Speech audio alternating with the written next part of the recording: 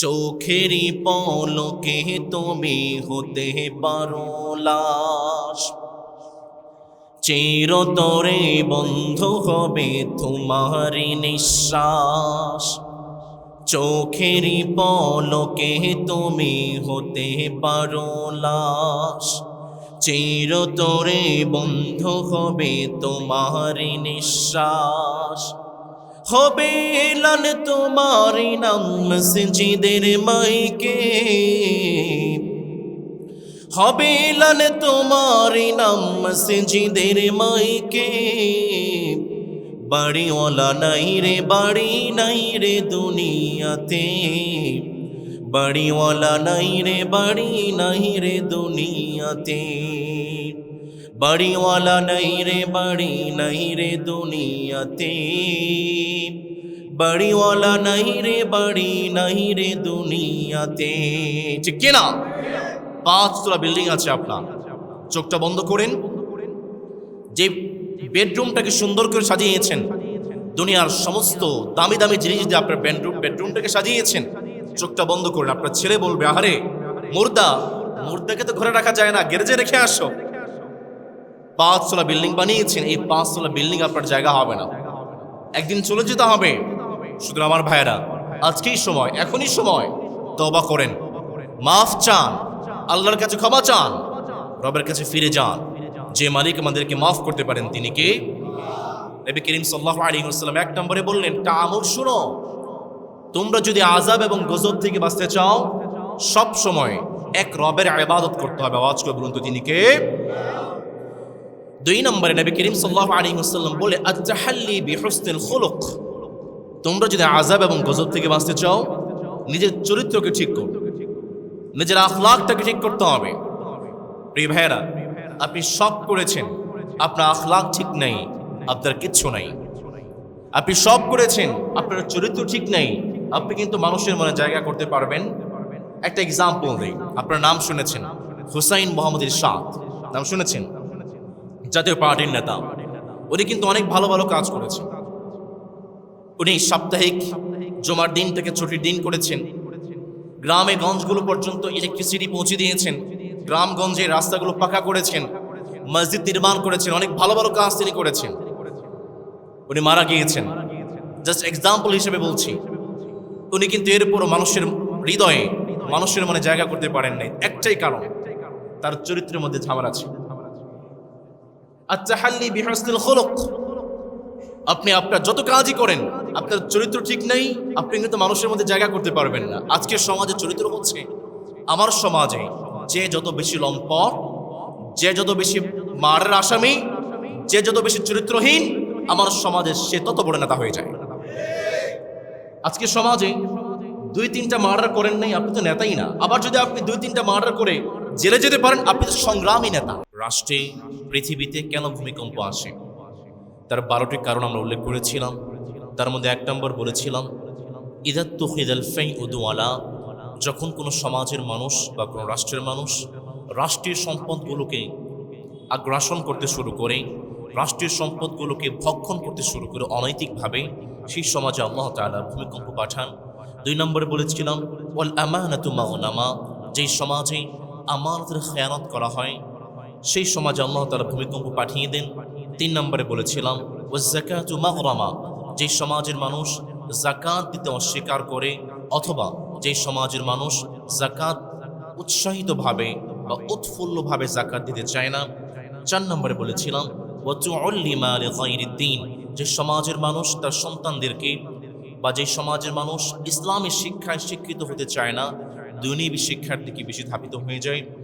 এরপরে বলেছিলাম, ওয়া আতাআর রাজুলু ইমরাআতাহু ওয়া আক্কা উম্মাহ, যে সমাজের মানুষ স্ত্রীর মন খুশি করতে গিয়ে বউয়ের অবাধ্য বা বউকে খুশি করবে, বা স্ত্রী বা মায়ের অবাধ্য হয়ে বউকে খুশি করতে চাইবে।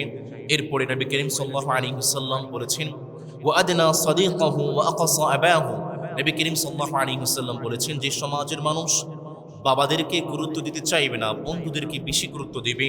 এরপরে বলেছিলাম, ওয়া যাহারাতিল আসওয়াতু ফিল মাসাজিদ, যে সমাজের মসজিদগুলোতে ফাসিক ফুজ্জারদের, পাপাচারদের আওয়াজ বড় হয়ে যাবে। ওয়াসাদাল কাবিলা ফাসিকুহুম, যে সমাজে পাপাচাররা লিডার হয়ে যাবে, নেতা হয়ে যাবে। ওয়া কানা জাইমুল কওমি আরযালুহুম, আর যে সমাজের মানুষ নিকৃষ্ট মানুষদেরকে ধরে ধরে নেতা বানিয়ে দেবে। ওয়া উকরিমার রাজুলু মাখাফাতাশ শাররি, যে সমাজের মানুষ মানুষের ভয়ে, মানুষের অনিষ্টতা থেকে বাঁচার জন্য অন্য মানুষকে সম্মান করবে।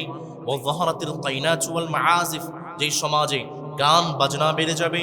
ওয়া শুরিবাতিল খুমুর, যে সমাজে মাদক বেড়ে যাবে। ওয়া লাআনা আখিরু হাযিহিল উম্মতি আউওয়ালাহা, যে সমাজের মানুষ পরবর্তী মানুষগুলো আগের মানুষদেরকে অভিশাপ দেবে, আগের মানুষদেরকে লানত করবে। এই কয়েকটা কারণ যে সমাজে পাওয়া যাবে, বলুন তো দেখি সেই সমাজের বুকে ভূমিকম্প এবং অন্যান্য আযাব এবং গজব যে মালিক পাঠাবেন তিনি কে? নবী করিম সাল্লাল্লাহু আলাইহি ওয়াসাল্লামকে প্রশ্ন করেছিলাম, নবী এই কয়েকটা কাজ যখন কোনো সমাজের বুকে পাওয়া যাবে, সমাজের বুকে কি কি শাস্তি আসতে পারে একটা লিস্ট আমাদেরকে দেন। নবী করিম সাল্লাল্লাহু আলাইহি ওয়াসাল্লাম এক নম্বর লিস্ট দিয়েছেন রিহান খামরা। রিহান হামরা, যখন সেই সমাজে কোনো একটা সমাজে এই 12টি কাজ পাওয়া যাবে, নবী করিম সাল্লাল্লাহু আলাইহি ওয়াসাল্লাম বললেন সেই সমাজ আল্লাহ তাআলা রক্তবর্ণের ঝড় পাঠিয়ে দিবেন, আগ্নেয়গিরি বের করে দিবেন, আগুনের ঝড় শুরু হয়ে যাবে। গত 23 নভেম্বর ইথিওপিয়ার আফার অঞ্চলে গত 10,000 বছরের মধ্যে এই প্রথম একটা আগ্নেয়গিরি প্রকাশ পেয়েছে, এবং সেই আগ্নেয়গিরির প্রকোপ এত বেশি ছিল আমাদের ইন্ডিয়া এবং পাকিস্তানের আকাশগুলো পর্যন্ত আগুন ছেয়ে ফেলেছে। নবী করিম সাল্লাল্লাহু আলাইহি ওয়াসাল্লাম বলেন রিহান হামরা, আগুনের ঝড় শুরু হবে। গত 23 নভেম্বর শুরু হয়েছে। নবী করিম সাল্লাল্লাহু আলাইহি ওয়াসাল্লাম বললেন 2 নম্বরে জালজালা, ভূমিকম্প শুরু হবে। গত এক সপ্তাহে বাংলাদেশ প্রায় 5 থেকে 6 বার ভূমিকম্পের শিকার হয়েছে। নবী করিম সাল্লাল্লাহু আলাইহি ওয়াসাল্লাম 3 নম্বরে বলেন খাসফা, ভূমিধস হবে। দেখুন গত কয়েকদিন আগে যে ভূমিকম্প হয়েছে, সেই ভূমিকম্পের পরে নরসিংদীতে ভূমিধস হয়েছে, এবং সেই ভূমিধসে প্রায় 3 জন মানুষ মৃত্যুবরণ করেছে। 2025 সালের অক্টোবর মাসে ভারতের দার্জিলিং এবং নেপালে ভূমিধস হয়েছে, এবং সেই ভূমিধসে প্রায় 300 থেকে 400 মানুষ প্রাণ হারিয়েছে, অসংখ্য স্থাপনা ধ্বংস হয়ে গিয়েছে। 2025 সালের শেষ কয়েক মাসে চীনে, আফ্রিকা, সুইজারল্যান্ড এবং সুদানের বিভিন্ন দেশগুলোতে ভূমিধস হয়েছে, অনেক ক্ষয়ক্ষতি সেখানে হয়েছে। নবী করিম সাল্লাল্লাহু আলাইহি ওয়াসাল্লাম বলেন 3 নম্বর ভূমিধস হবে। 4 নম্বর মাসখা, তোমাদের চেহারাটা বিকৃত হয়ে যাবে। দেখুন আজকের সমাজে এমন কিছু অ্যাপ, এমন কিছু টেকনোলজি বের হয়েছে আমাদের চেহারা বিকৃত করে ফেলে। আমাদের সমাজে যারা কালো মানুষ আছে, কালো মানুষটা সুন্দর হতে পারে, ফেস অ্যাপ আছে, বিউটি প্লাস আছে, ইউটিক হ্যাম আছে।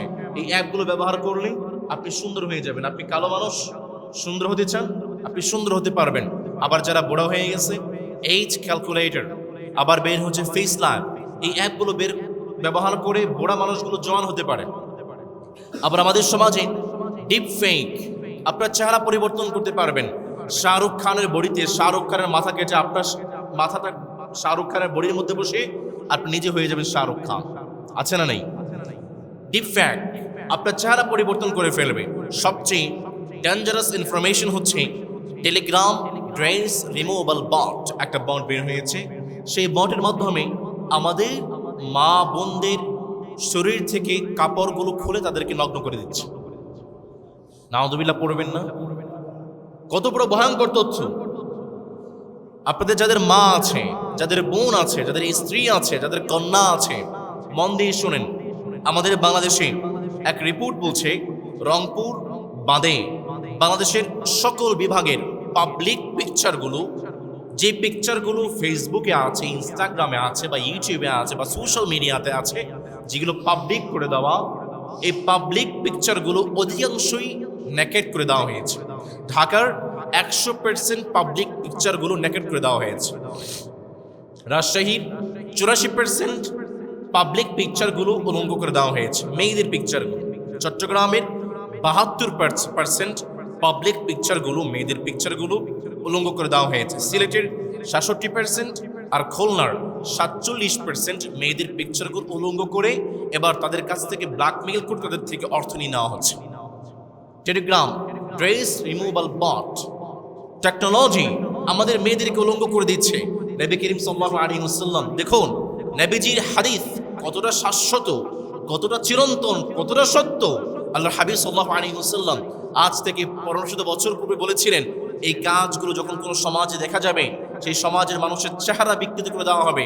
আজকের সমাজে দেখুন কাজগুলো যখন আমাদের সমাজে প্রকাশিত হচ্ছে, প্রত্যেকটা কথা নবী করিম সাল্লাল্লাহু আলাইহি ওয়াসাল্লামের প্রত্যেকটা ইনফরমেশন, প্রত্যেকটা হাদিস আমরা সচক্ষে দেখতে পাচ্ছি। পড়া আল্লাহু আকবার। নবী করিম সাল্লাল্লাহু আলাইহি ওয়াসাল্লাম 5 নম্বরে বললেন কাযফা, পাথর বর্ষণ হবে, শিলাবৃষ্টি তোমাদের উপর নাজিল হয়ে যাবে এবং সেই শিলাবৃষ্টির কারণে তোমাদের উপরে আযাব এবং গজব চলে আসবে।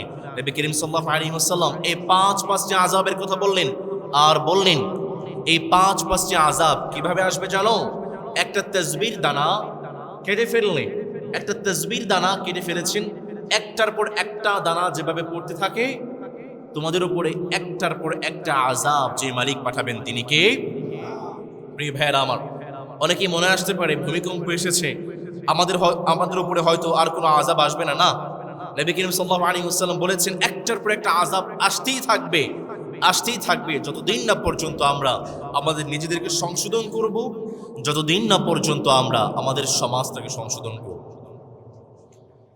নবী করিম সাল্লাল্লাহু আলাইহি ওয়াসাল্লামকে বললাম নবী যেই 12টি আলামত আমাদেরকে বলেছেন, যেই 12টি লক্ষণ আমাদেরকে বলেছেন, সেই 12টি লক্ষণ আমরা আমাদের সমাজ থেকে দূর করে ফেলব। এই ছাড়াও আরো কি কোনো আমল আছে নাকি, আরো কি কোনো কাজ আছে নাকি যে কাজগুলো করার মাধ্যমে আমরা আমাদের সমাজ থেকে ভূমিকম্প নামক আযাবটাকে দূর করতে পারি? নবী করিম সাল্লাল্লাহু আলাইহি ওয়াসাল্লাম 1 নম্বর আমল শিখিয়েছেন। আমার যারা আমাকে খুব মন দিয়ে শুনছেন, খুব কান খাড়া করে শুনতে হবে। নবী করিম সাল্লাল্লাহু আলাইহি ওয়াসাল্লাম 1 নম্বর আমল শিখিয়েছেন আল আউদাতুল কামিলাতু ইলাল্লাহি সুবহানাহু ওয়া তাআলা। নবী করিম সাল্লাল্লাহু আলাইহি ওয়াসাল্লাম জানালেন যখন কোন সমাজের মানুষ আযাব এবং গজব থেকে রেহাই পেতে চায়, যখন কোন সমাজের মানুষ শাস্তি থেকে রেহাই পেতে চায়, আমরা যদি শাস্তি থেকে রেহাই পেতে চাই একজন রবের কাছে ফিরে যেতে হবে। আওয়াজ করে বলুন তিনি কে? সেই কথাটাকে রব্বুল আলামিন চমৎকার করে বললেন বান্দা শোনো, ওয়ালানুযীকান্নাহুম মিনাল আযাবিল আদনা দুনাল আযাবিল আকবারি লাআল্লাহুম ইয়ারজিউন। রব্বুল আমিন চমৎকার করে বললেন বান্দা শুনো, আমি তোমাদের উপরে ছোট ছোট আযাব পাঠাই, বড় বড় আযাব এখনো তোমাদের উপরে দেই নাই। কারণ কি তোমরা জানো না কি লাআল্লাহুম ইয়ারজিউন, যেন তোমরা তোমাদের আযাব থেকে, তোমাদের অপরাধ থেকে যেন তোমরা আমি আল্লাহর কাছে ফিরে আসতে পারো। কিন্তু আমাদের সমাজের অবস্থা হচ্ছে মালিক যখন কোনো আযাব পাঠিয়ে দেন আমরা আমাদের রবের দিকে ফিরে যেতে চাই না, বরং আমরা আমাদের রবের দিকে ফিরে যাওয়ার চেয়ে আমরা অপরাধের দিকে বেশি ধাবিত হয়ে যাই। আমাদের উপর যখন ভূমিকম্প ফিরে আসে আমরা সালাতে আসতে চাই না, আমরা আরো বেশি অবাধ্য হয়ে যাই, অহংকার করি, দম্ভ করি, অহংকার করে জমিনের বুকে হাঁটি। কিভাবে আপনি অহংকার করেন, কিভাবে আপনি বাহাদুরি দেখান জমিনের বুকে? আপনি কি ফেরাউনের নাম শুনেন নাই? ফেরাউনকে মালিক যখন ধ্বংস করেছেন কোন মানুষের মাধ্যমে ধ্বংস করেছেন? ফেরাউনকে মালিক যখন ধ্বংস করেছেন পানির মাধ্যমে ধ্বংস করেছেন। নমরুদের কথা কি আপনি শুনেন নাই? নমরুদকে যখন মালিক ধ্বংস করেছেন কোন মানুষের মাধ্যমে ধ্বংস করেছেন নাকি? নমরুদকে যখন মালিক ধ্বংস করেছেন মাছির মাধ্যমে, মশার মাধ্যমে ধ্বংস করেছেন। আবার আবু জেহেলকে যখন ধ্বংস করেছেন কোন বড় কোন শক্তিশালী মানুষের মাধ্যমে ধ্বংস করেন নাই, ছোট্ট 2টা বাচ্চার মাধ্যমে ধ্বংস করেছেন। আপনি কিভাবে অহংকার করতে পারেন, কিভাবে আপনি দম্ভিকতা প্রদর্শন করতে পারেন? এই জন্যই রব্বুল আমিন সূরাতুল বাকারা এর চমৎকার করে বললেন বান্দা শুনো, ইন্নাল্লাহা লা ইস্তাহি আন ইয়াদরিবা মাসালাম মা বাউদাতান ফামা ফাওকাহা। আল্লাহু আকবার। রব্বুল আমিন চমৎকার করে বলেন বান্দা আমি মশা এবং মাছির মাধ্যমে কিন্তু পুরস্কার দেই, আযাব এবং গজব পাঠায়া দেই। বান্দা শুনো, আমি তোমাদের উপর যে আযাব এবং গজব পাঠাচ্ছি ছোট ছোট আযাব, এই আযাবগুলো পাঠানোর কারণ হচ্ছে লাআল্লাকুম ইয়ারজিউন, যেন তোমরা আমি আল্লাহর দিকে ফিরে আসো। কিন্তু সবচেয়ে অবাক করা বিষয় হচ্ছে, আফসোসের বিষয় হচ্ছে, আমাদের উপরে আযাব আসে ঠিক, কিন্তু আমরা রবের দিকে ফিরে যাই না, আমরা আমাদের অবাধ্যতার দিকে আরো বেশি ফিরে যাই। আমাদের সমাজে এমন কিছু ডাকাইত আছে, 5 ওয়াক্ত সালাতের জন্য অ্যালার্ম দেয় না, ফজরের সালাতের জন্য অ্যালার্ম দেয় না, চাকরি করার জন্য অ্যালার্ম দেয়া আছে না নেই? 9টায় অফিস, অ্যালার্ম দেয়, 9টায় অফিস আছে, 8টায় অ্যালার্ম দিচ্ছে, উঠে ফ্রেশ হতে হবে, নাস্তা করতে হবে, অফিসে যেতে হবে, কিন্তু ওই যে 5টায় ফজরের সালাতের জন্য অ্যালার্ম দেয় না। এরকম ডাকাইত আমাদের সমাজে নাই। আবার আমাদের সমাজে এমন কিছু ডাকাইত আছে, মসজিদের পাশেই তার বাসা, বিল্ডিংয়ে থাকে, তার পাশেই হচ্ছে মসজিদ, 5 ওয়াক্ত সালাতের জন্য আজান দেওয়া হয়, মসজিদে আসে না, কিন্তু সেই দূরবর্তী তার নিজস্ব গ্রামে কোনো একটা মানুষ মারা গিয়েছে, ফোনে আগেই বলে দেয়, বেটা যখন আমার সমাজে কেউ মারা যায় আমাকে কিন্তু বলবি, আমি জানাজার সালাতে আসবো। আমি চিন্তা করলাম, বিল্ডিং এর পাশেই মসজিদ, 5 ওয়াক্ত সালাতে আসে না, 200-300 মাইল দূরে জানাজার সালাতে গিয়ে উপস্থিত হয়, তার কারণটা কি? আমি একটা কারণ খুঁজে বের করেছি। সেই কারণটা হচ্ছে, 5 ওয়াক্ত নামাজে আসলে বক্তৃতা দেওয়া যায় না, নেতাগিরি দেখানো যায় না, জানাজার সালাতে গেলে সবার সামনে বক্তৃতা দেওয়া যায়, নেতাগিরি দেখানো যায়। এরকম ডাকায়েত আমাদের সমাজে আছে না নেই? আমার ভাই, আপনি কি করছেন?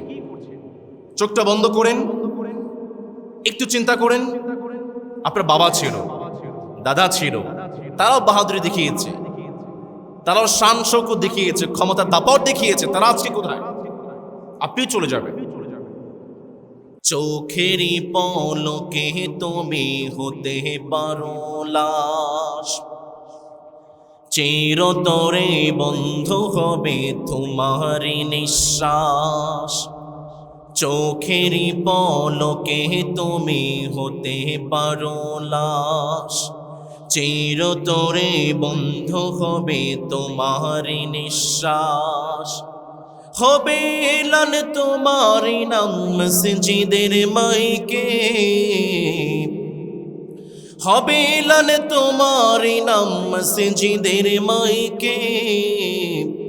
বাড়িওয়ালা নাই রে, বাড়ি নাই রে দুনিয়াতে, বাড়িওয়ালা নাই রে, বাড়ি নাই রে দুনিয়াতে, বাড়িওয়ালা নাই রে, বাড়ি নাই রে দুনিয়াতে, বাড়িওয়ালা নাই রে, বাড়ি নাই রে দুনিয়াতে।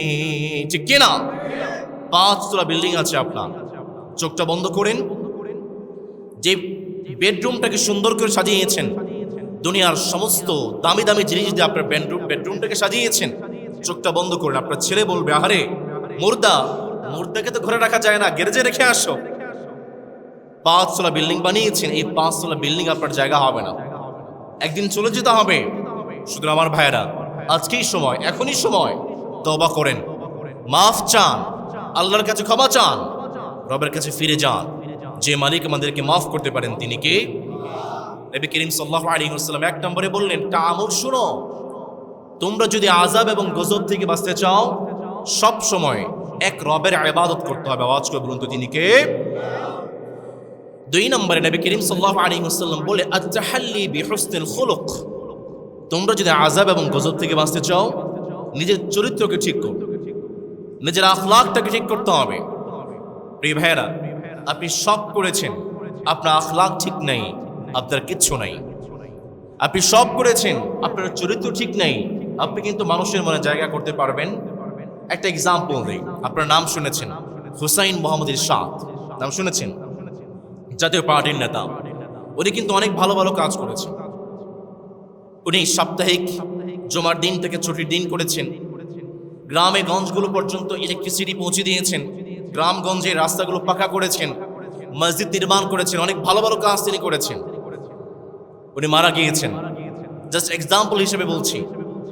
উনি কিন্তু এরপরও মানুষের হৃদয়ে, মানুষের মনে জায়গা করতে পারেন নাই, একটাই কারণ, তার চরিত্রের মধ্যে ঝামেলা ছিল।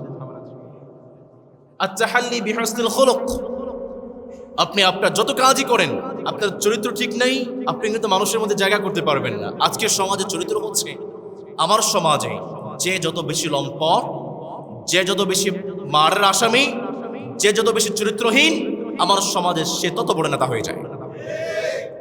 আজকের সমাজে 2-3টা মার্ডার করেন নাই, আপনি তো নেতাই না। আবার যদি আপনি 2-3টা মার্ডার করে জেলে যেতে পারেন, আপনি তো সংগ্রামী নেতা। আছে না নেই? নারায়ণগঞ্জে একজন আছে না, জাকির খান, সে তো ভাইরালি হয়েছে জেলে যাওয়ার পরে, এখন সে সংগ্রামী নেতা, অনেক বড় নেতা। আমার সমাজে চরিত্রহীন, লম্পট এবং দুশ্চরিত্র, সন্ত্রাস এবং চাঁদাবাজ না করলে তারা নেতাই হতে পারে না। এই হচ্ছে আমাদের সমাজের চরিত্র। কিন্তু মনে রাখবেন, আত-তাহাল্লি বিহুসনিল খুলুক, আপনি যদি আযাব এবং গজব থেকে বাঁচতে চান, মানুষের হৃদয়ে জায়গা করতে চান, মানুষের ভালোবাসা পেতে চান, নিজের চরিত্রকে সুন্দর করা দরকার। আছে না নাই? নবী করিম সাল্লাল্লাহু আলাইহি ওয়াসাল্লামকে বললাম, নবী আমাদের চরিত্র আমরা কিভাবে গঠন করব বলেন। নবী করিম সাল্লাল্লাহু আলাইহি ওয়াসাল্লাম বললেন, আবু বকর রাদিয়াল্লাহু আনহুর দিকে তাকাও। আবু বকর রাদিয়াল্লাহু তাআলা আনহু, তিনি হচ্ছেন সেই সাহাবী। নবী করিম সাল্লাল্লাহু আলাইহি ওয়াসাল্লাম আবু বকর রাদিয়াল্লাহু তাআলা আনহুকে প্রশ্ন করলেন, আবু বকর নে, তোমার কি করতে মনে চাই বলো। আবু বকর রাদিয়াল্লাহু তাআলা আনহু বললেন, নবী গো, আমার 3টা কাজ করতে বড্ড মনে চাই। আমার চট্টগ্রামের ভাইরা, মুহুরীপাড়ার ভাইরা, বলুন তো দেখি আবু বকর বলেছেন কয়টা কাজ করতে মনে চাই। নবী করিম সাল্লাল্লাহু আলাইহি ওয়াসাল্লামকে বললেন, নবী 1 নম্বর হলো, আমার 1 নম্বর কাজ করতে মনে চাই, যখনই আমার সুযোগ হয়, যখনই আমার সময় হয়, নবী গো, আপনার সামনে বসে আপনার সুন্দর চেহারাটা আমি আবু বকর দেখতে চাই। 2 নম্বর, নবী গো, যখনই আমার সুযোগ হয়, যখনই আমার সামর্থ্য হয়, আমি আবু বকর শুধু ইসলামের জন্য দান করতে চাই। 3 নম্বর, আমি আবু বকরের ইচ্ছা হলো, আমি আবু বকরের যখন সুযোগ হবে, সামর্থ্য হবে, আমার কলিজার টুকরা আয়েশাকে আপনার সঙ্গে আমি বিয়ে দিতে চাই। লোকমান হাকিমের নাম আপনারা শুনেছেন। লোকমান হাকিম কিন্তু এমনি এমনি লোকমান হাকিম হন নাই। লোকমান হাকিমের সম্মানটাকে মালিক এত বেশি বাড়িয়ে দিয়েছেন, নবী করিম সাল্লাল্লাহু আলাইহি ওয়াসাল্লামের মাধ্যমে লোকমান হাকিমের নামে একটা সূরা মালিক কোরআন কারীমের মধ্যে অন্তর্ভুক্ত করেছেন। কিভাবে লোকমান হাকিম হয়েছে, কি গুণ ছিল তার মধ্যে, কি চরিত্র ছিল তার মধ্যে, নবী করিম সাল্লাল্লাহু আলাইহি ওয়াসাল্লাম জানালেন, লোকমান হাকিম 9টি গুণ, 9টি গুণের অধিকারী ছিল লোকমান হাকিম। 9টি গুণের মাধ্যমে লোকমান হাকিম নিজেকে লোকমান হাকিম বলে পরিচিত করেছেন। তার মধ্যে 1 নম্বর লোকমান হাকিমের গুণ ছিল, লোকমান হাকিম সব সময় তার নিজের চোখটাকে নিচের দিকে রাখতেন, কখনো বেগানা নারীর দিকে নিজের চোখটা দিতেন না। লোকমান হাকিম যখন রাস্তা দিয়ে হাঁটতেন, নিজের চোখটাকে নিচের দিকে রাখতেন, অন্য কোনো ভিন্ন বেগানা নারীর দিকে তাকাতেন না। 2 নম্বরে লোকমান হাকিমের গুণ ছিল, লোকমান হাকিম সব সময় নিজের মুখটাকে বন্ধ রাখতেন, অযথা কথা তিনি বলতেন। 3 নম্বরে লোকমান হাকিম হালাল রিজিকের উপরে সন্তুষ্ট ছিলেন। ডান হাত দিয়ে ইনকাম করতেন। আমাদের সমাজে আছে ডান হাত দিয়েও কামায়, বাম হাত দিয়েও সুদ খায়, ঘুষ খায়, আবার চাঁদাবাজি করে, সন্ত্রাসী করে, এমন লোক আমাদের সমাজে আছে না নেই? লোকমান হাকিম কিন্তু এমন ছিলেন না। লোকমান হাকিম হালাল ইনকামের উপরে সন্তুষ্ট ছিলেন। 4 নম্বরে লোকমান হাকিম নিজের লজ্জাস্থানের হেফাজত করেছেন। 5 নম্বরে সব সময় সত্যের উপর অটল থাকতেন। 6 নম্বরে যখন লোকমান হাকিম কোনো ওয়াদা করতেন, ওয়াদাকে টিকিয়ে রাখতেন। 7 নম্বরে মেহমানকে সম্মান করতেন। 8 নম্বরে প্রতিবেশীর হক আদায় করতেন। 9 নম্বরে অপ্রয়োজনীয় কোনো কথা লোকমান হাকিম বলতেন না, বেহুদা কোনো কথা লোকমান হাকিম বলতেন না। এই 9টি গুণের কারণে লোকমান হাকিমকে যে মালিক লোকমান হাকিম বানিয়েছেন, তিনি কে?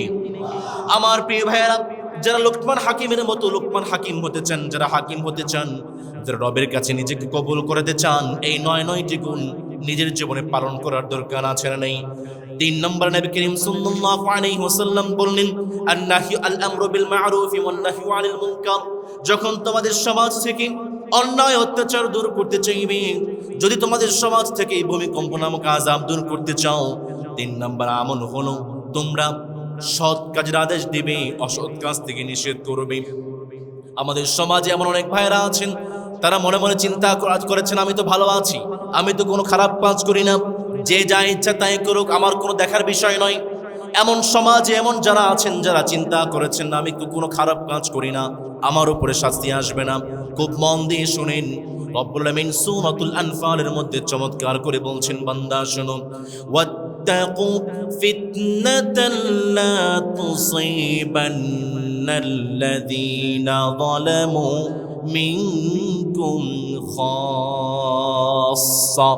বান্দা শোনো, তোমরা শুধু চিন্তা করেছো তুমি তো এই যে কোনো খারাপ কাজ করো না, যে যা ইচ্ছা তাই করো, তোমার উপরে কিছু আসবে না। না না, মনে রাখবা অপরাধের কারণে, শাস্তির কারণে, খারাপ কাজ করার কারণে যখন কোনো সমাজের বুকে শাস্তি আসে, ভালো ভালো মানুষ থেকে বেঁচে তাদের উপরে শাস্তি আসে না, ব্যাপারটা এমন নয়। সেই সমাজে যত ভালো মানুষ আছে, যত খারাপ মানুষ আছে, সবার উপরে যে মালিক আযাব এবং গজব পাঠিয়ে দেন তিনি কে?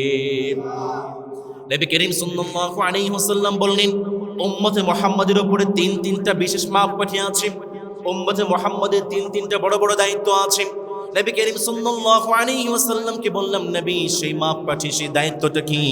নবী করিম সাল্লাল্লাহু আলাইহি ওয়াসাল্লাম চমৎকার করে বললেন, বান্দা শুনুন, কুনতুম খায়রা উম্মাতিন উখরিজাত লিন-নাসি তা'মুরুনা বিল মা'রুফি ওয়া তানহাউনা আনিল মুনকার ওয়া তু'মিনুনা বিল্লাহ। রব্বুল আমিন চমৎকার করে বললেন, বান্দা শুনো, নিজেকে তুমি উম্মতে মুহাম্মাদি দাবি করতে চাও, তোমার জন্য এক নাম্বার কাজ হলো তুমি যেখানেই সুযোগ পাবা তুমি সেখানেই সৎ কাজের আদেশ দিবা। 2 নাম্বার কাজ হলো যেখানে অন্যায় আছে, যেখানে অবিচার আছে, সেখানে আমাদেরকে প্রতিবাদ করার দরকার আছে না নেই। 3 নাম্বার হলো ওয়া তু'মিনুনা বিল্লাহ, সব সময় আমরা এক রবের উপরে ঈমান আনবো। আওয়াজ করে বলুন তো তিনি কে? শুকরে হকমা বেহতরিনে উম্মতি सरफराजी नुमाया दौलती माँ गवाह नीमे पर दीगर उमाम उम्मतु वसती मुखम खैरुल उमाम। अल्लाहु আকবার। নবী করিম সাল্লাল্লাহু আলাইহি ওয়াসাল্লামকে বললাম, নবী আমরা শুধু চেয়েছি, দেখতে চাই কে অন্যায় করছে। রাস্তা দিয়ে যাচ্ছেন, একজন বৃদ্ধ বাবাকে পেটানো হচ্ছে, আপনি বসে বসে ছবি তোলেন, ভিডিও করেন। রাস্তা দিয়ে যাচ্ছেন, একজন অসহায় মানুষকে পেটানো হচ্ছে, আপনি ছবি তোলেন, ভিডিও করেন। নবী করিম সাল্লাল্লাহু আলাইহি ওয়াসাল্লামকে বললাম, নবী আমরা যদি অন্যায়ের প্রতিবাদ না করি কি হবে? নবী করিম সাল্লাল্লাহু আলাইহি ওয়াসাল্লাম 2টা শাস্তির কথা বলেছেন। আমার প্রিয় মুহুরি পাড়ার ভাইরা বলুন তো দেখি, অন্যায়ের প্রতিবাদ না করলে কয়টা শাস্তি আসবে?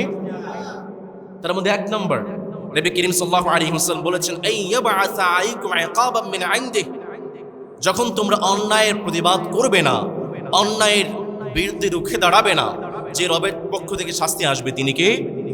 2 নম্বর, লাতাদউন্নাহু ফালা ইস্তাজিবু লাকুম, তোমরা দোয়া করবে কিন্তু তোমাদের কোনো দোয়া কবুল হবে।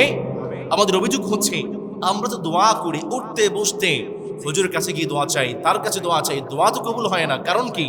নবী করিম সাল্লাল্লাহু আলাইহি ওয়াসাল্লাম বলেছেন, যখন কোনো সমাজের মানুষ অন্যায়ের প্রতিবাদ করতে ভুলে যাবে, তাদের দোয়াগুলোকে যে মালিক কবুল করবেন না তিনি কে? একটা ঘটনা আপনাদেরকে শোনাই। সেই নবীর নাম আপনারা সবাই শুনেছেন, দাউদ আলাইহিস সালাম। দাউদ আলাইহিস সালামের সময় রব্বুল আমিন তার সমাজের মানুষদের জন্য, বনি ইসরায়েলের জন্য জুমাবারটাকে ছুটির দিন হিসেবে করেছিলেন, শুক্রবারটাকে উৎসবের দিন হিসেবে করেছিলেন, কিন্তু তারা মানে নেই, তারা নিয়ে গিয়েছে শনিবার দিন।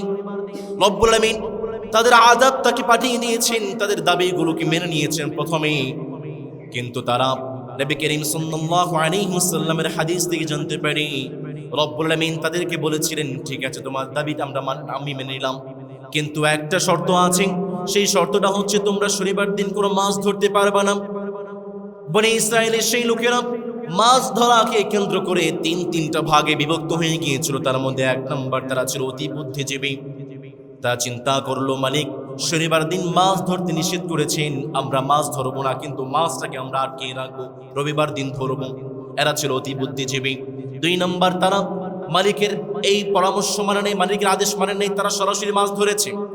3 নম্বর, সেই প্রকারের মানুষ যারা মাছ ধরে নাই, আবার যারা মাছ ধরেছে তাদের বিরুদ্ধে প্রতিবাদ করে তাদেরকেও নিষেধ করেছেন। নবী করিম সাল্লাল্লাহু আলাইহি ওয়াসাল্লামের হাদিস থেকে জানতে পারি, যারা অন্যায়ের প্রতিবাদ করেছে, যারা মাছ ধরে নাই আবার প্রতিবাদ করেছে, এই প্রকার লোক ছাড়া যারা অতি বুদ্ধিজীবী, যারা মাছ ধরে নাই কিন্তু আটকে রেখেছিল, আবার যারা মাছ ধরেছে মালিকের আদেশ অমান্য করেছে, এই প্রকার লোকদেরকে মালিক একদিনে 70,000 মানুষকে মালিক বানর এবং শূকর বানিয়ে দিয়েছে। নাউযুবিল্লাহ পড়বেন না? নবী করিম সাল্লাল্লাহু আলাইহি ওয়াসাল্লামের হাদিস থেকে আমরা জানতে পারি, শুনো, অন্যায়ের প্রতিবাদ করবা না, যে মালিকের পক্ষ থেকে আযাব এবং গজব আসবে তিনি কে? আমরা তো এখন আমাদের সমাজে অন্যায়ের প্রতিবাদ করতে ভুলে গিয়েছি। আমরা আমাদের সমাজে অন্যায়ের প্রতিবাদ করতে চাই না, আছে না নেই? অন্যায়ের প্রতিবাদ করতে ভুলে গিয়েছি। আস্তে আস্তে এমন একটা সমাজ আমরা পেতে যাচ্ছি, এমন একটা পরিবেশ আমরা পেতে যাচ্ছি, অন্যায়কে অন্যায় বলার মতো মানুষ খুঁজে পাবেন না। দেখবেন রাস্তাঘাটে একজন বৃদ্ধ বাবাকে গালি দেওয়া হচ্ছে, অন্যায়ভাবে কারোর বিরুদ্ধে কিছু বলা হচ্ছে, আপনি প্রতিবাদ করছেন না। আস্তে আস্তে এমন সমাজ আসবে, এমন পরিবেশ আসবে, এইটা যে অন্যায়, এই অন্যায়টাকে অন্যায় বলা মতো মানুষ খুঁজে পাবেন না। সবাই শুধু ছবি তুলবে, ছবি তুলে ফেসবুকে দিবে, ভিডিও করে ফেসবুকে দিবে, ভাইরাল হওয়ার নেশায়, আছে না নেই? আপনার এই ঈমান দিয়ে কাজটা কি? যে ঈমান অন্যায়ের প্রতিবাদ করতে পারে না, যে ঈমান অন্যায়ের বিরুদ্ধে রুখে দাঁড়াতে পারে না, এমন ঈমান দিয়ে আপনার কাজ কি? এমন ঈমান দিয়ে আপনার দরকারটা কি? এমন ঈমানের কোনো দরকার নেই। যে ঈমান ঈমান বলে নাস্তিকতার মঞ্চে ওঠে, যে ঈমান বাতিল মতের দূষণ করে ফায়দা লোটে, যে ঈমান মসজিদের খায়দায় আনন্দ করে, যে ঈমান দেখে না যে আরাকানে ভাইরা মরে, যে ঈমান দেখে না যে ফিলিস্তিনে ভাইরা মরে, যে ঈমান ময়দানে নেই, যে ঈমান বাস্তবে নেই, যে ঈমান ময়দানে নেই, যে ঈমান বাস্তবে নেই, মুখে শুধু ফাঁকা বলি, কি করে তারে বলো ঈমান বলি, কি করে তারে বলো ঈমান বলি, কি করে তারে বলো ঈমান বলি, ঠিক কি না? এখানে যেখানে অন্যায় আছে, যেখানে অবিচার আছে, গর্জে ওঠার দরকার আছে না নেই? নবী করিম সাল্লাল্লাহু আলাইহি ওয়াসাল্লাম বললেন, অন্যায়ের প্রতিবাদ করবা, আমাদের সমাজ থেকে আযাব এবং গজবগুলোকে যেই মালিক উঠিয়ে নেবেন তিনি কে? 4 নম্বরে নবী করিম সাল্লাল্লাহু আলাইহি ওয়াসাল্লাম বললেন, বান্দা শুনো, অন্যায় করেছো, জুলুম করেছো, অপরাধ করেছো, একটাবার মসজিদে চলে আসো, মাহফিলের কোনো একটা মিম্বারে চলে আসো, মসজিদের কোনায় বসে মাথাটাকে নিচের দিকে করে দাও, রবের কাছে ক্ষমা চাও, মানে অন্যায় করেছি, ভুল করেছি, জুলুম করেছি, পাপ করেছি, অপরাধ করেছি, দুনিয়ার বুকে আমার চেয়ে বড় গুনাহগার আর কেউ নেই। একটা বার মসজিদের কোনায় বসে 2 ফোঁটা চোখের পানি ফেলে রবের কাছে ক্ষমা চান, যে মালিক আপনার জীবনের সমস্ত গুনাহগুলো মাফ করে মাসুম বানাবেন তিনি কে? এই জন্যই তো রব্বুল আমিন চমৎকার করে বললেন, বান্দা শুনো, التائبون العابدون الحامدون السائحون الراكعون الساجدون الآمرون بالمعروف والناهون عن المنكر والحافظون لحدود الله। রব্বুল আমিন চমৎকার করে বললেন, বান্দা শুনো, আমি মালিক 9 প্রকার মানুষকে খুব বেশি পছন্দ করি, খুব বেশি ভালোবাসি। প্রত্যেকটা বিপদ আপদে এই 9 প্রকার মানুষের উপরে আমি ছায়া হয়ে দাঁড়াই। তার মধ্যে 1 নম্বর তাইবুন, যারা সব সময় তাওবা করে, যারা সব সময় রবের কাছে ক্ষমা চায়, ভুল করেছি, অন্যায় করেছি, অন্যায়ের উপরে অবিচল থাকে না, রবের কাছে ক্ষমা চায়, আস্তাগফিরুল্লাহ পড়ে। 2 নম্বর, যারা সব সময় রবের উপরে ভরসা রাখে, ইবাদত করে। 3 নম্বর, যারা সব সময় রবের প্রশংসা করে। 4 নম্বর, যারা সব সময় দান সাদাকা করে। 5 নম্বর, যারা সব সময় রুকু করে। 6 নম্বর, যারা সব সময় সিজদা করে। 7 নম্বর, যারা সৎ কাজের আদেশ দেয়। 8 নম্বর, যারা অসৎ কাজ থেকে নিষেধ করে। 9 নম্বর, আল্লাহর আদেশগুলো নিষেধগুলো যারা মেনে চলে। এই 9 প্রকার বান্দাদেরকে যেই মালিক নিজের একনিষ্ঠ বান্দা হিসেবে কবুল করেন তিনি কে?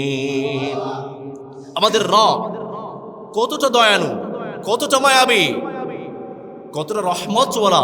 দেখুন আল্লাহ তাআলা বলছেন, ইউরিদুল্লাহু আন ইউখাফফিফা আনকুম ওয়া খুলিকাল ইনসানু দাঈফা। আমাদের রব আমাদের উপর থেকে গুনাহের বোঝাটা সরাতে চান। আমাদের রব আমাদের উপর থেকে গুনাহের পাহাড়টা আস্তে আস্তে নিঃশেষ করতে চান। আমাদের রব আমাদের গুনাহগুলোকে মাফ করতে চান। সুবহানাল্লাহ পড়বেন না? ইসলামের সৌন্দর্য এটা। আপনি অন্যায় করেছেন, ভুল করেছেন, ভুল মানুষ করে, অন্যায় করেছে, অন্যায় মানুষ করে, ক্ষমা চান, আস্তাগফিরুল্লাহ পড়েন, মাফ চান। ইসলামের সৌন্দর্য হচ্ছে আপনি যত অন্যায় করেছেন, যত পাপ করেছেন, একটা বার রবের সামনে মাফ চাবেন, আপনার সমস্ত অন্যায়গুলোকে মাফ করে সওয়াব দিয়ে যে মালিক পরিপূর্ণ করবেন তিনি কে? রবকে বললাম মানে আপনি আমাদের উপর থেকে অন্যায়টাকে, পাপটাকে দূর করার জন্য কি কি পদক্ষেপ নিয়েছেন? এক নম্বর, মালিক আমাদেরকে কমন সেন্স দিয়েছে। একজন মানুষ, একজন বান্দা সে যেন অন্যায় না করে, অন্যায় থেকে বিরত থাকে, সেই জন্য মালিক আমাদেরকে একটা কমন সেন্স দিয়েছেন। মানুষ এবং অন্যান্য প্রাণীর মাঝে পার্থক্য হচ্ছে কমন সেন্স। আমাদের কমন সেন্স আছে, অন্যান্য প্রাণীর কমন সেন্স, আমরা আমাদের বিবেক দিয়ে কাজ করতে পারি, কোনটা অন্যায়, কোনটা ভালো, কোনটা খারাপ আমরা রিকগনাইজ করতে পারি, আমরা বাছাই করতে পারি। অন্য কোনো প্রাণী এটা করতে পারে? মালিক বলছেন ইউরিদুল্লাহু আন ইউখাফফিফা আনকুম, আমি তোমাদেরকে কমন সেন্স দিয়েছি যেন তোমরা অন্যায়টাকে অন্যায় ভেবে তোমরা বিরত থাকতে পারো আর ভালো কাজ করতে পারো।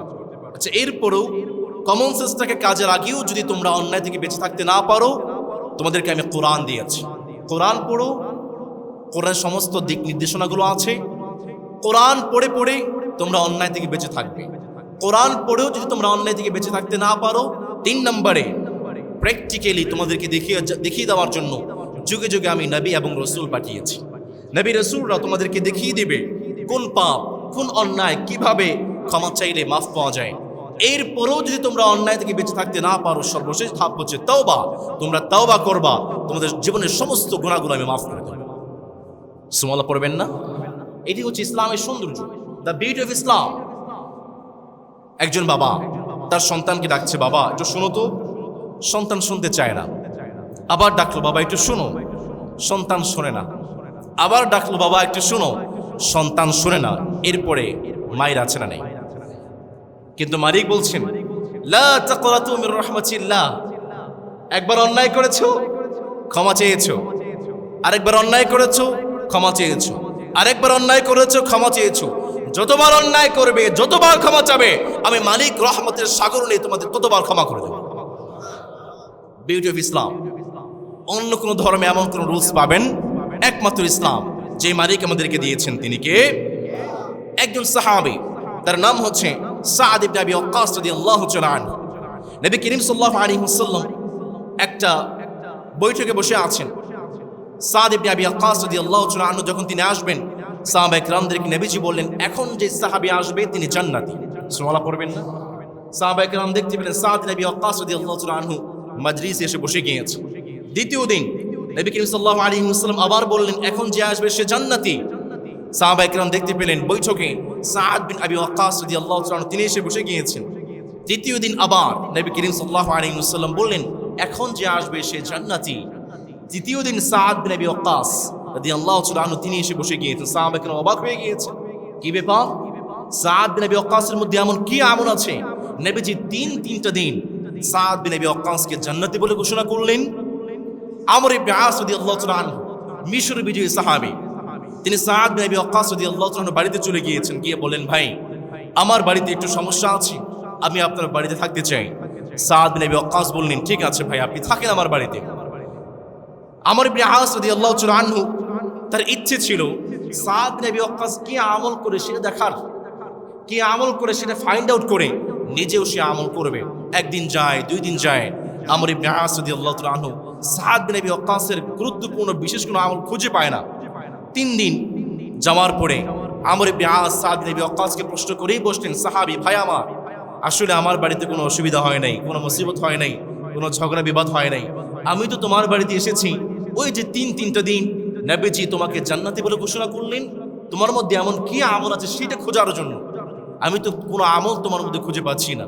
সাদ বিন আবি ওয়াক্কাস রাদিয়াল্লাহু তাআলা তিনি বললেন, সাহাবী রে, আমার বিশেষ কোনো আমল নাই, কিন্তু 2টা আমল আমার জীবনে আছে। 1 নম্বর, আমি যখন রাতের বেলা ঘুমাতে যাই, যখন আমার মাথাটাকে বালিশের সঙ্গে আমি লাগাই, সারাদিন কে আমাকে কষ্ট দিয়েছে, কে আমাকে দুঃখ দিয়েছে, কে আমাকে একটু আঘাত করেছে, কে আমাকে থাপ্পড় দিয়েছে, কে আমাকে একটু কষ্ট দিয়েছে, রাতের বেলা যখন আমি মাথাটাকে বালিশের সঙ্গে লাগাই, বালিশের সঙ্গে লাগানোর সঙ্গে সঙ্গে আমি সারাদিন সবাইকে আমি মাফ করে দিই।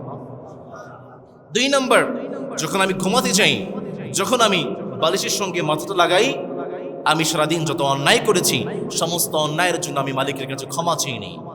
এই দুইটা আমলের কারণে মালিক নবী করিম সাল্লাল্লাহু আলাইহি ওয়াসাল্লাম তিনটা বৈঠকে আমি সাআদ বিন আবি ওয়াক্কাসকে জান্নাতি বলে ঘোষণা করেছি।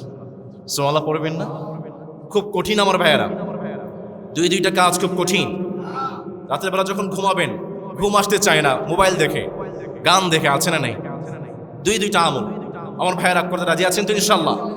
সারাদিন মানুষ যত আপনাকে কষ্ট দিয়েছে মাফ করেন, যত অন্যায় করেছেন ক্ষমা চেয়ে নেন। তাওবা করতে হুজুর লাগে, মানুষ মারা যাচ্ছে, হুজুরকে ডেকে আনে, হুজুর তাওবা করায় দেন। তাওবা করতে হুজুর লাগে না? আমার সঙ্গে পড়েন আস্তাগফিরুল্লাহ, সবাই একসঙ্গে আস্তাগফিরুল্লাহ, আস্তাগফিরুল্লাহ। মালিক মাফ করেছি, সবাইকে মাফ করে দিয়েছি, তুমি আমাদেরকেও মাফ করে দাও। তাওবা হয়ে গিয়েছে। খুব কঠিন ব্যাপার। যখন ঘুমাবেন তাওবা করে ঘুমাবেন। রাজি আছেন ইনশাআল্লাহ? আল্লাহ আমাদেরকে কবুল করুন, আমরা পড়ি আমিন। এই চারটা কাজ আমরা যেন করতে পারি, আমাদের জীবনটাকে যেন আলোকিত করতে পারি, গোছাতে পারি, আল্লাহ আমাদেরকে তৌফিক দিন, আমরা পড়ি আমিন।